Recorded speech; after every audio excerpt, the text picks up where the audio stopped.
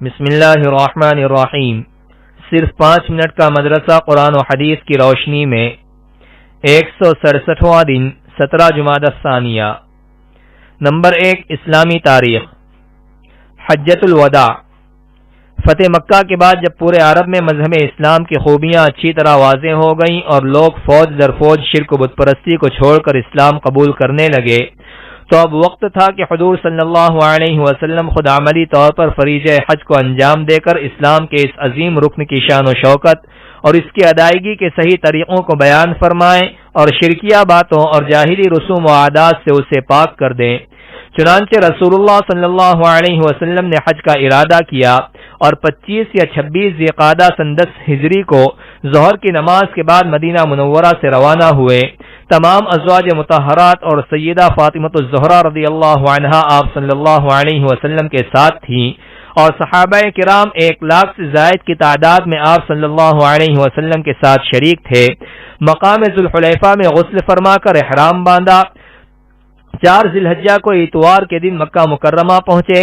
سب سے پہلے خانہ کعبہ کا طواف کیا اور صفا و مروہ کی سعی فرمائی اور 8 ذی الحجہ سے حج کے ارکان کو ادا کرنا شروع فرمایا۔ یہ آپ صلی اللہ علیہ وسلم کی مبارک زندگی کا آخری حج تھا، اسی لیے اس کو حجۃ الوداع کہا جاتا ہے۔ نمبر 2، اللہ کی قدرت۔ انسان کا سر قدرت کا شاہکار۔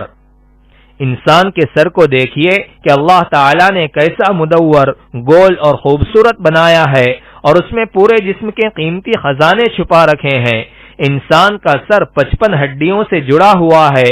تمام ہڈیاں ایک دوسرے سے جدا ہیں، سب کی شکلیں الگ الگ ہیں۔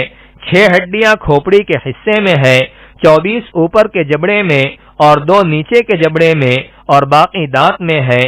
ان تمام کو حسن ترتیب کے ساتھ جوڑ کر ایک خوبصورت شکل بنائی۔ غور کرو اس کی کاریگری کتنی زبردست ہے۔ نمبر 3، ایک فرض کے بارے میں۔ بیوی کی وراثت میں شوہر کا حصہ۔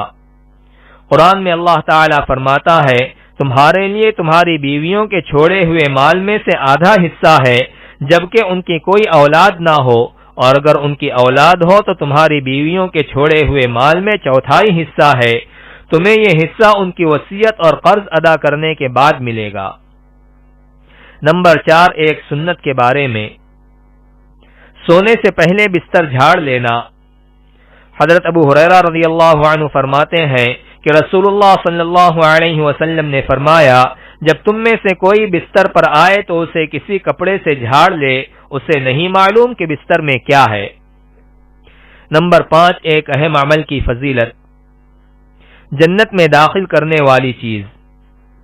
رسول اللہ صلی اللہ علیہ وسلم سے پوچھا گیا کہ لوگوں کو سب سے زیادہ جنت میں داخل کرنے والی چیز کیا ہے؟ آپ صلی اللہ علیہ وسلم نے فرمایا، اللہ سے ڈرنا اور اچھے اخلاق۔ اور سب سے زیادہ آگ میں داخل کرنے والی چیز کے بارے میں سوال کیا گیا تو آپ صلی اللہ علیہ وسلم نے فرمایا، منہ اور شرمگاہ۔ نمبر 6، ایک گناہ کے بارے میں۔ ازار یا پینٹ کو ٹخنے سے نیچے پہننا۔ رسول اللہ صلی اللہ علیہ وسلم نے فرمایا، جو شخص غرور و تکبر میں اپنے ازار کو ٹخنے سے نیچے لٹکائے گا، اللہ تعالی قیامت کے دن اس کی طرف رحمت کی نظر سے نہیں دیکھے گا۔ نمبر 7، دنیا کے بارے میں۔ کامیاب کون؟ رسول اللہ صلی اللہ علیہ وسلم نے فرمایا، کامیاب ہو گیا وہ شخص جس نے اسلام قبول کیا اور اس کو ضرورت کے بقدر روزی ملی اور اللہ تعالی نے اس کو دی ہوئی روزی پر قناعت کرنے والا بنا دیا۔ نمبر 8، آخرت کے بارے میں۔ اہل جنت کا اکرام۔ قرآن میں اللہ تعالی فرماتا ہے، یقیناً نیک لوگ آرام میں ہوں گے، مسیریوں پر بیٹھے ہوئے نظارہ کر رہے ہوں گے، تم ان کے چہروں سے جنت کے عیش و آرام کا اندازہ کر لو گے۔ ان کو مہربن خالص شراب پلائی جائے گی، اس پر مشک کی مہر لگی ہوگی۔ ایسی پاکیزہ شراب کے لیے رغبت کرنے والوں کو رغبت کرنی چاہیے۔ اس شراب میں تسنیم کے پانی کی ملاوٹ ہوگی، وہ ایک ایسا چشمہ ہے جس میں سے نیک بندے پئیں گے۔ نمبر 9، طب نبوی سے علاج۔ گائے کے دودھ کا فائدہ۔ رسول اللہ صلی اللہ علیہ وسلم نے فرمایا، گائے کا دودھ استعمال کیا کرو کیونکہ وہ ہر قسم کے پودوں کو چرتی ہے، اس لیے اس کے دودھ میں ہر بیماری سے شفا ہے۔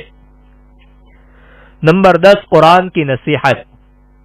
قرآن میں اللہ تعالیٰ فرماتا ہے، کیا ایمان والوں کے لیے ابھی تک ایسا وقت نہیں آیا کہ ان کے دل اللہ کی نصیحت اور جو دین حق نازل ہوا ہے اس کے سامنے جھک جائیں، اور وہ ان لوگوں کی طرح نہ ہو جائیں جن کو ان سے پہلے کتاب دی گئی تھی، یعنی وہ وقت آ چکا ہے کہ مسلمانوں کے دل قرآن، اللہ کی یاد اور اس کے سچے دین کے سامنے جھک جائیں۔